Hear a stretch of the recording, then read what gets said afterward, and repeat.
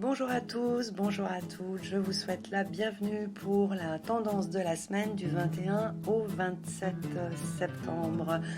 Cette semaine, eh bien, les choses se présentent un petit peu de la même façon que la semaine précédente, puisque nous avons toujours ces deux groupes de personnes qui sont quand même assez différents, puisque leur mode d'action et de réaction est quand même très différent. Donc, dans un premier groupe, nous avons des personnes qui sont très entreprenantes, qui sont gouvernées par un enthousiasme, une certaine spontanéité, et qui les incitent à prendre des décisions, à fonctionner un peu sur l'imprévu, sur l'inattendu, et il faut dire que cela leur réussit plutôt bien.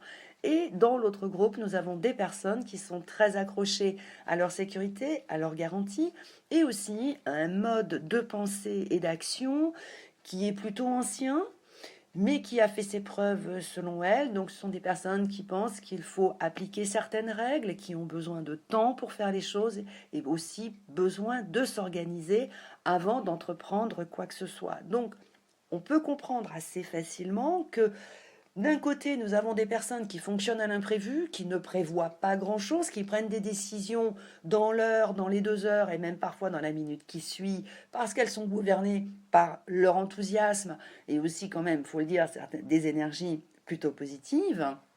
Et du coup, de l'autre, eh bien, nous avons des gens qui ont besoin de s'organiser et qui, du coup, si on leur propose quelque chose dans l'heure qui suit, eh bien là, pour le coup, elles ne peuvent pas y répondre parce qu'elles disent: ah bah oui, mais moi j'ai besoin de m'organiser, tu comprends, ça va pas être possible. Est-ce qu'on peut remettre ça à dans 3 jours, à la semaine prochaine? Hélas, remettre le truc à dans 3 jours, à la semaine prochaine, eh bien, c'est beaucoup trop long. Et je dirais que l'énergie bénéfique a le temps de se volatiliser dans l'espace intersidéral. Alors, il ne faut pas penser que ce qui se présente cette semaine est éphémère ou artificiel ou n'a aucun sens. Ça, c'est pas vrai.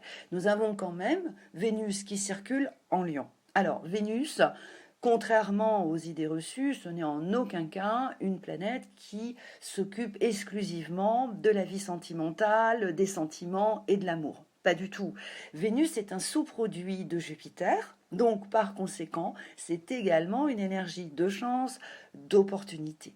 Cependant, les énergies qu'envoie Vénus, c'est-à-dire les petites chances, les opportunités qui font avancer, elles ont pour mérite d'améliorer la vie ordinaire, à la différence que Jupiter, quand il se met en marche, il offre des opportunités qui, pour le coup, font évoluer l'existence et les personnes concernées. Alors que là, Vénus, sa simple vocation est d'apporter des petites chances, des petites opportunités, des bienfaits qui ont tout simplement vocation à faire évoluer la vie quotidienne. Pas à la changer, mais simplement à l'améliorer, lui donner un petit coup de peps. Alors comme on est sur du Lion, on est quand même sur des énergies plutôt glamour, plutôt sympa, plutôt branchées, qui fonctionnent bien, qui font plaisir, qui flattent un peu l'ego, mais ça fait pas de mal. Le tout pulsé par quand même Mars en Bélier. Alors bien qu'il rétrograde, et encore une fois, certains astrologues très académiques vont nous expliquer que lorsque Mars rétrograde, tout prend du temps et les gens font marche arrière. Moi, je ne suis pas tout à fait d'accord avec ça, puisque là, nous avons quand même un Mars qui est en Bélier. Et par définition, Mars est quand même très très turbulent, surtout lorsqu'il est en Bélier. Il a tendance quand même à agir et à foncer plus que de raison. Donc dès lors qu'il rétrograde, c'est-à-dire qu'il fait un peu marche arrière, ben, j'ai tendance à dire que ça le calme.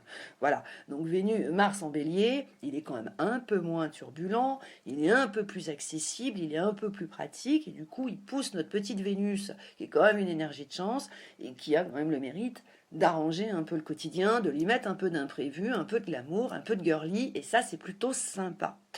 Donc de l'autre côté, eh bien, nous avons les personnes qui recherchent toujours cette sécurité, qui ont besoin de s'organiser, qui ont besoin de temps et qui finalement sont assez mal à l'aise avec les événements qui arrivent comme ça d'une heure à l'autre où il faut réagir dans les 2 heures. Eh bien, elles ont quand même, quant à elles, Jupiter en Capricorne qui sert quand même leurs intérêts. Bon, alors Jupiter en Capricorne, moi j'ai rien contre parce que c'est quand même une énergie effectivement d'évolution, donc c'est toujours intéressant. Cependant, il ne faut pas perdre de vue que notre fameux Jupiter en Capricorne, il est quand même cerné par Saturne et par Pluton.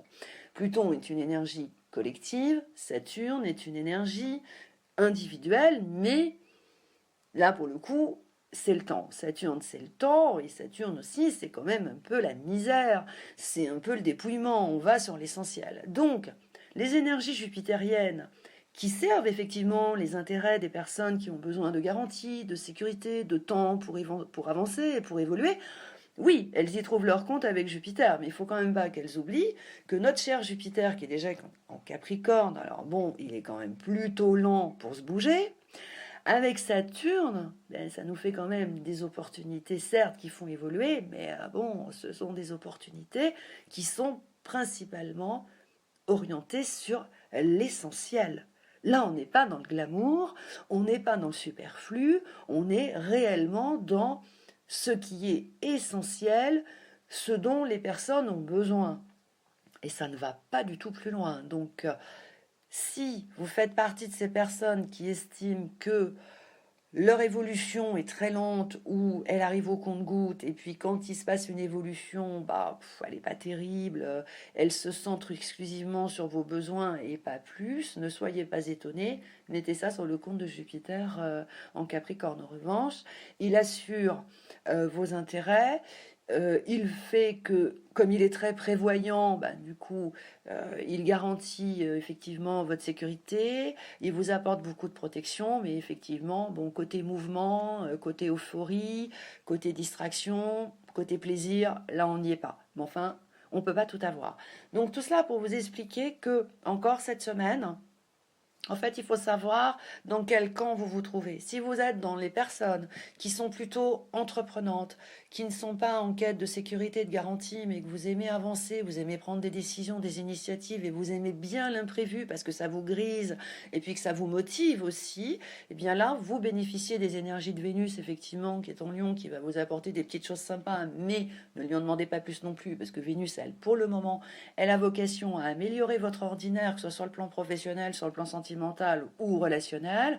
Et si par contre vous faites partie de ceux qui aiment bien leur petite sécurité, leur petite routine, vous n'avez pas envie de sortir de votre zone de confort, et ça c'est tout à fait légitime, eh bien vous bénéficiez effectivement de Jupiter qui est activé par les planètes rapides qui circulent encore en ce moment dans le signe de la Vierge et qui du coup vous apporte quelque chose, mais n'oubliez pas que ça cible exclusivement ce dont vous avez besoin, que c'est quand même réduit un peu au strict minimum.